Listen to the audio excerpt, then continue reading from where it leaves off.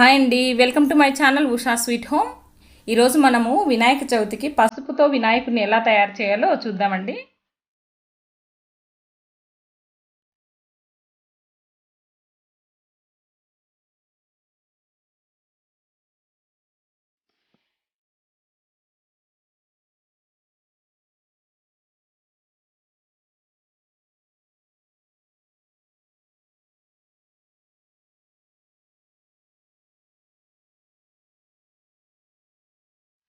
మన సాంప్రదాయంలో పసుపును తరచూ వాడుతుంటాం కదండి వినాయకుని చేయడానికి.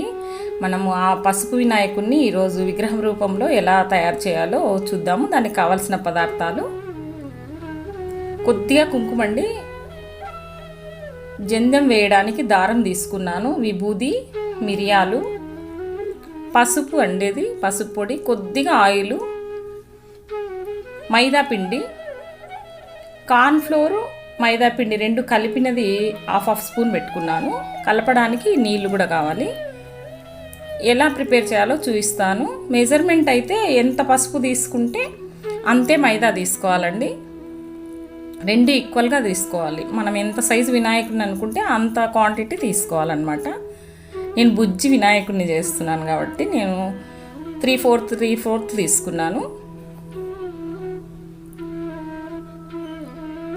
బాగా మైదా అంతా పసుపులో కలిసేటట్టు బాగా కలుపుకున్న తర్వాత కొద్ది కొద్దిగా నీళ్లు చేర్చుకొని, మనం మరీ గట్టిగా కాకుండా మరీ మెత్తగా కాకుండా బాగా కలుపుకోవాలండి. ఇది బాగా కలపడంలోనే ఉంది, మన క్రాక్స్ రాకూడదు కదా, అందుకు.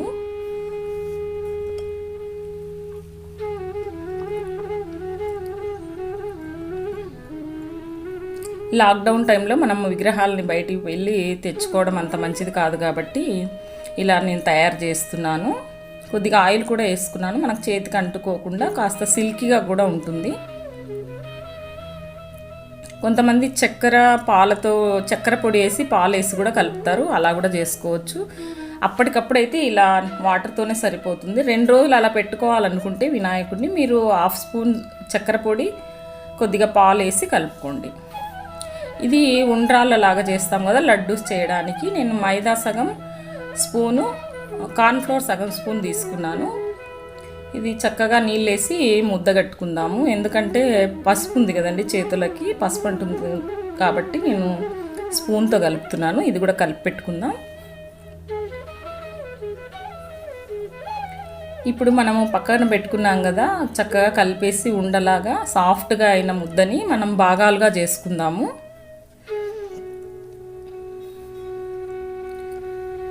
ఇది పొట్ట భాగం అండి. ఇది ఇలా అన్ని రౌండ్లు చేసుకోవాలి. ఒక్కొక్క దానికి ఒక్కొక్క పార్ట్కి ఒక్కొక్క బాల్ లాగా అట్లా ఇలా అన్ని చేసి పెట్టుకున్నాను. చెప్తాను నేను. ఇది పొట్ట భాగము, ఇది బేస్ అండి, బేస్ పీటలాగా. అది చెస్ట్, అది హెడ్, 2 చేతులు, 2 కాళ్ళు,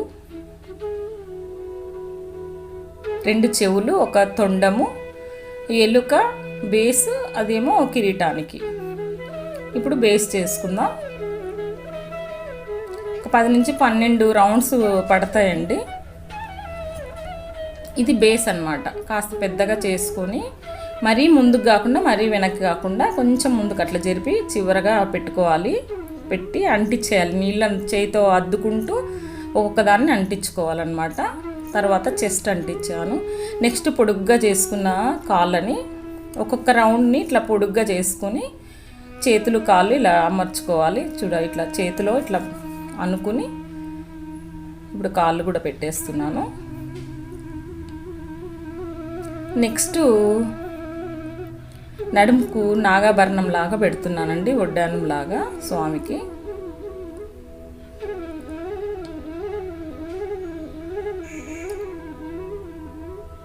ఇప్పుడు 2 అట్లా పొడుగ్గా చేతితో అనుకున్న తర్వాత చేతుల్ని కూడా అంటించేద్దాము. ఇది చెస్ట్ భాగం అన్నాను కదా, చెస్ట్కు వెనక వైపు కాస్త నీళ్ళతో చక్కగా అంటించుకొని వీ షేప్లో చేసుకున్నామంటే చేతులు వంగినట్లుగా వస్తాయి. అప్పుడు జస్ట్ చివర్లు అంచులు నొక్కితే చేతులు కరెక్ట్గా కూర్చుంటాయండి. ఒకటేమో మోదకు పెట్టడానికి, ఒకటేమో అభయహస్తం లాగా పెట్టుకున్నాను. దారము ఒక 5 పోగులు తీసుకున్న దారాన్ని కట్ చేసుకున్నాను జందెం లాగా వేయడానికి. ఇప్పుడు తల భాగాన్ని సన్నటి పుల్ల టూత్ పిక్ కానీ అగరబత్తి పుల్ల కానీ తీసుకొని తల భాగాన్ని అలా ఫిక్స్ చేస్తున్నాను. ఇప్పుడు చెవులు చేసుకుందాము. 2 ఈక్వల్ సైజ్ తీసుకొని చెవుల్లాగా వెడల్పుగా ఒత్తుకున్న తర్వాత చక్కగా నీళ్ళతో అంటించేసుకోవటమే.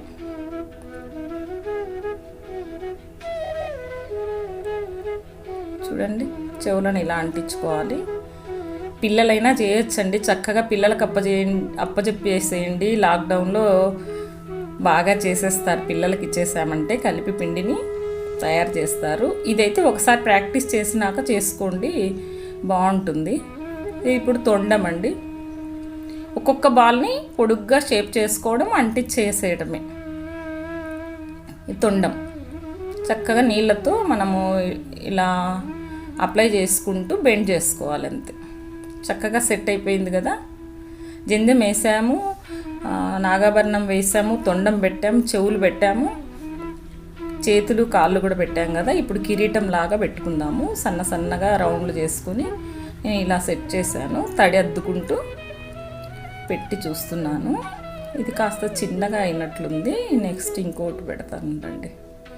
ఇప్పుడు సెట్ అయిపోయింది చూడండి. ఆ ఫేస్కు తగినట్టుగా మనము కిరీట భాగం కూడా రెడీ చేసుకున్నాము. ఇప్పుడు కళ్ళను 2 మిరియాలు పెట్టి కళ్ళులాగా పెడుతున్నా నేను.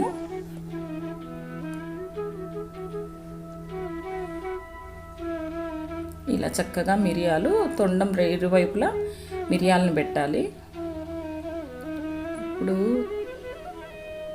విభూతి పండుని కాస్త తడిపి నేను పెడుతున్నా అండి. వైట్ తిలకం ఉంటే కూడా తిలకం పెట్టచ్చు, వైట్ పెయింట్ ఉన్నా పెట్టచ్చు. మీకు ఏది అందుబాటులో ఉంటే దాంతో బొట్టులాగా పెట్టండి. స్వామికి మధ్యలో కుంకుమతో బొట్టు పెట్టాను. ఇప్పుడు ఎలుక వాహనం ఉంటుంది కదా, స్వామి వాహనము, ఎలుకకు బేస్ చేస్తున్నాను. ఇలా అనుకొని చివరగా కాస్త తోకలాగా చేసుకుని ముందు భాగం చేయితో కాస్త ప్రెస్ చేసామంటే ఎలుక రెడీ అయిపోతుందండి. అంతే. ఎలుకకు కూడా నేను మిరియాలు పెట్టాను, చిన్న మిరియాలు. లడ్డూలు పిండి తయారు చేసుకున్నాం కదా, వాటితో లడ్డూలు ఒక గిన్నె చేసి లడ్డూలా చేసి ఒక మోదకులాగా చేసి నేను చేతిలో పెట్టాను. అదే పిండితోనే మనం దంతాలు కూడా తయారు చేసుకుందాం. ఇలా సన్నగా చేసుకోవాలండి. చేసి పుల్లలకు పెట్టి మనం గుచ్చేస్తే సరిపోతుంది. అంతేనండి, అయిపోయింది. ఈ లాక్డౌన్ టైంలో మన స్వహస్తాలతో ఆ స్వామిని చేసుకునే అవకాశం కలిగినందుకు చాలా సంతోషంగా ఉంది. ఆ విఘ్నేశ్వరుని ఆశీస్సులు మీకు మాకు మనందరికీ ఉండాలని కోరుకుంటున్నాను.